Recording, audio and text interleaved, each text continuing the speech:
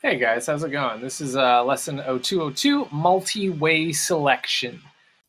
So up to this point, we've been using ifs, which give us sort of one optional piece of code. There's a lot of situations where it's handy to have two, three, or more optional pieces. So I'm going to show you today how to do that.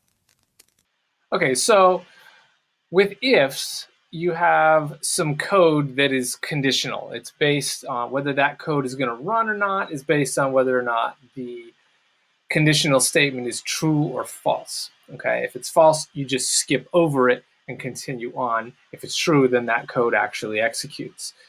What I want to show you today is how to give you two options. It's kind of like a fork in the road, as you can see here in our road sign image. All right, this is going to force your code to do either this or that. Okay, so one of those two options is going to be skipped every time, and one of them is going to execute every time. All right, so here's what it looks like. We have if, and then we have a condition, whatever it may be, x is equal to 10 or y is less than 3 or whatever, things like that. Okay, then we have whatever statements we want in here. Maybe we're going to do something, maybe we're going to print something, maybe we're going to add to a variable, whatever, doesn't matter. Okay, then we close up the brace. So this first part looks exactly like a regular old if. Okay, but here is where we're adding a second part to it.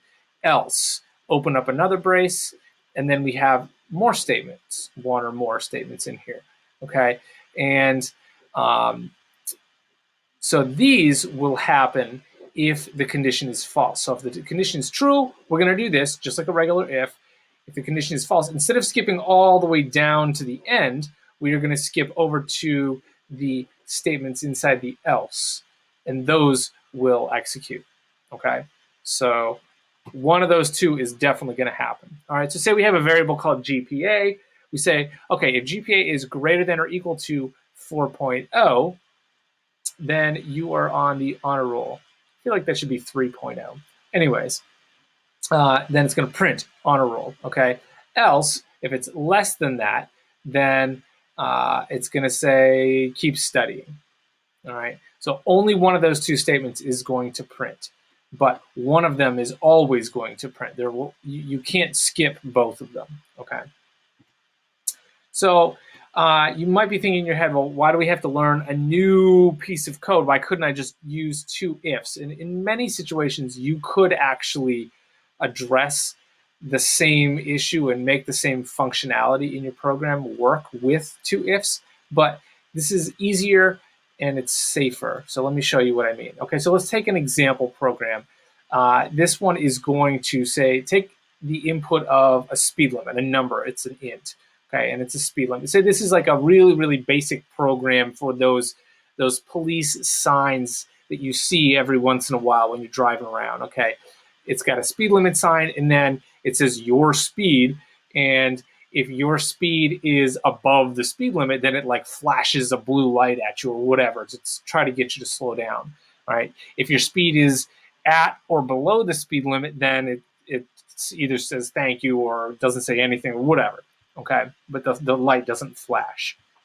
All right, so here's how we could set that up. So we have a speed limit variable. We'll just set that to 55 right now.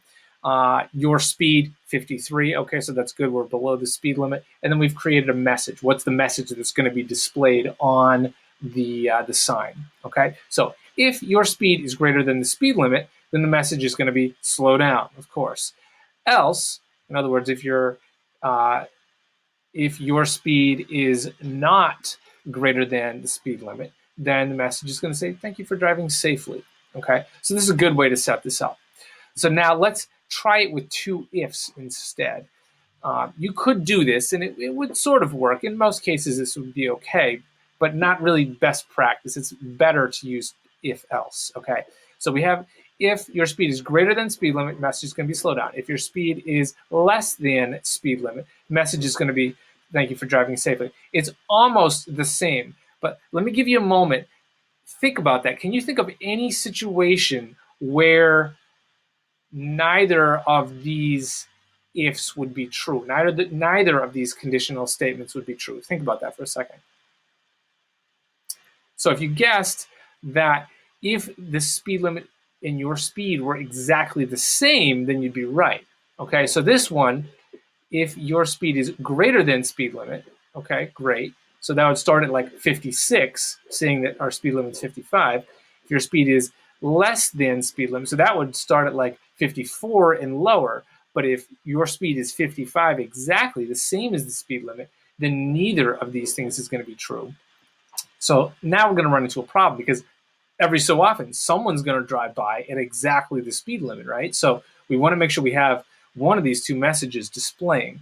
So that's a good example of why you don't really want to use two ifs. Okay, yeah, you could tweak it and you could do like a less than or equal to here, and that would probably give you the functionality you're looking for. But a couple of reasons here.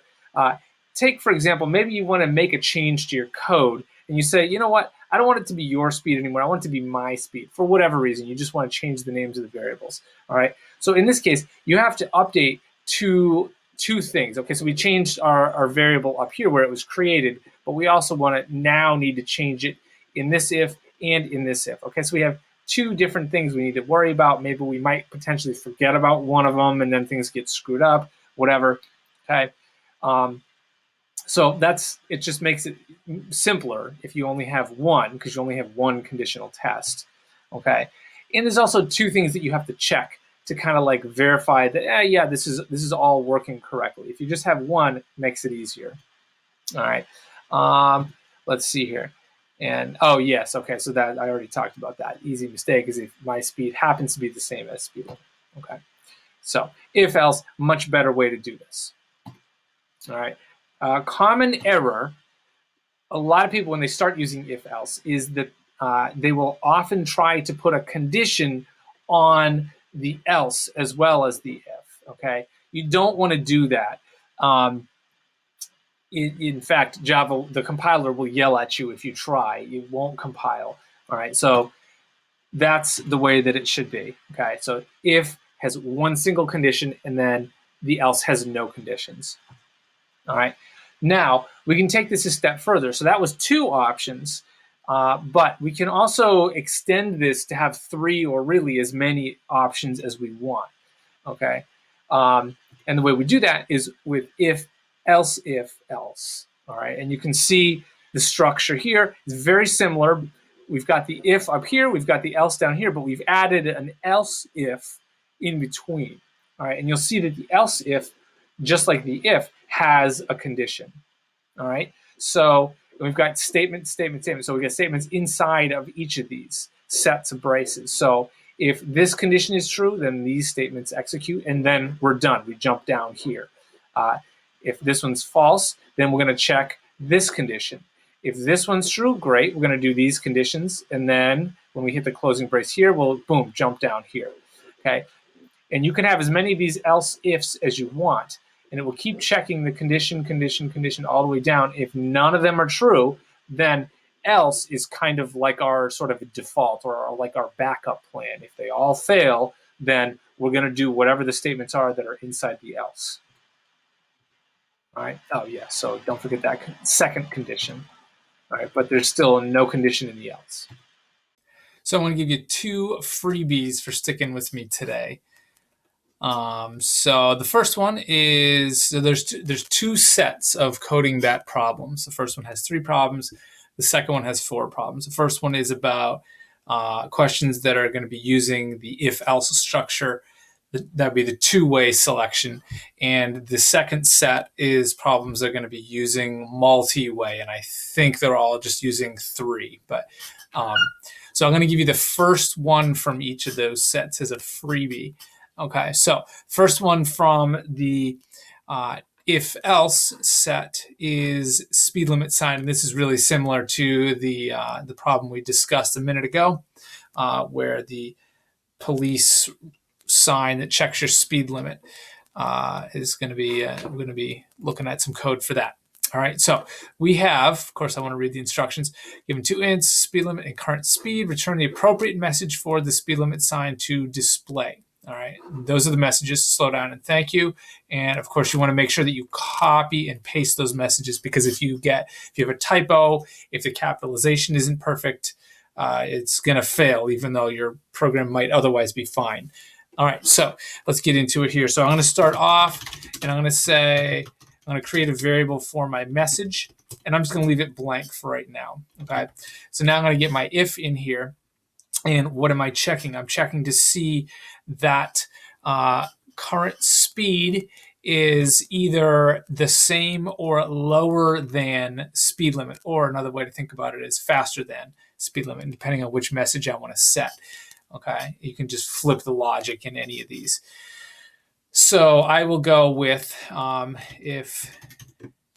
if current speed is less than or equal to speed limit, then message is going to be, and I'm going to copy that, paste it in there. Thank you. All right. Oh, hold on. I did greater than. This needs to be less than. There we go. Less than or equal to speed limit messages. Thank you. Obviously, police are not going to thank you if you are going faster than the speed limit. All right. Else, so in other words, in this case, we've got all of the situations where current speed is less than and equal to speed limit. So anything other than that, if that conditional statement is false, we know that current speed is going to be greater than speed limit, in which case you're speeding and you're going to get a different message.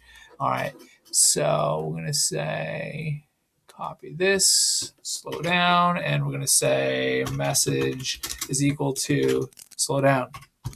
All right, and now I think we're all set.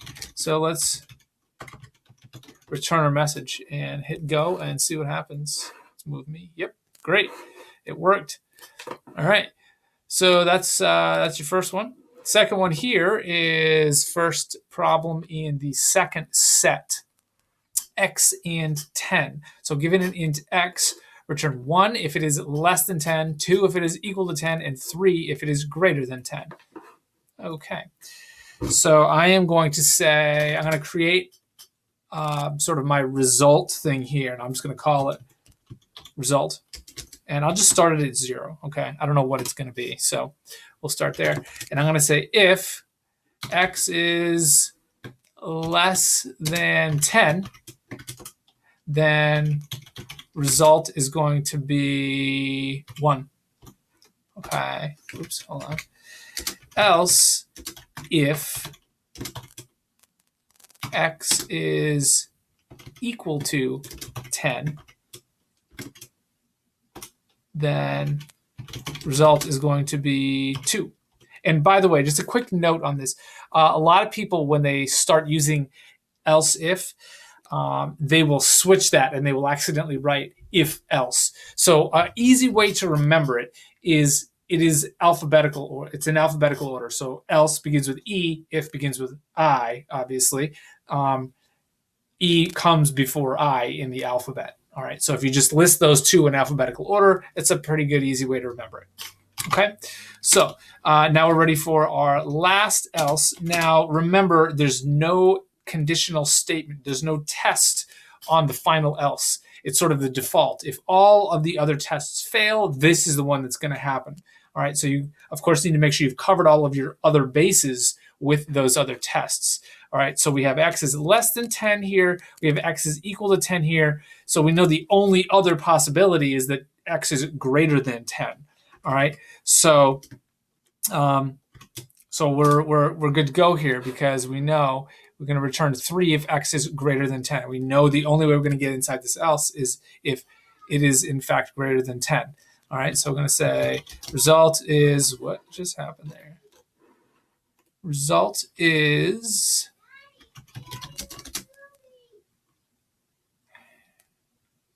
equal to 3. All right, and now we're going to return result. And let's try this out. Let me move myself out of the way. And there we go. All green. So there's your second freebie. So there you have it. That's multi-way selection. There's a few coding bat problems you should check out. Get a little bit of practice with this. Make sure you give me a holler if you get stuck. All right, good luck.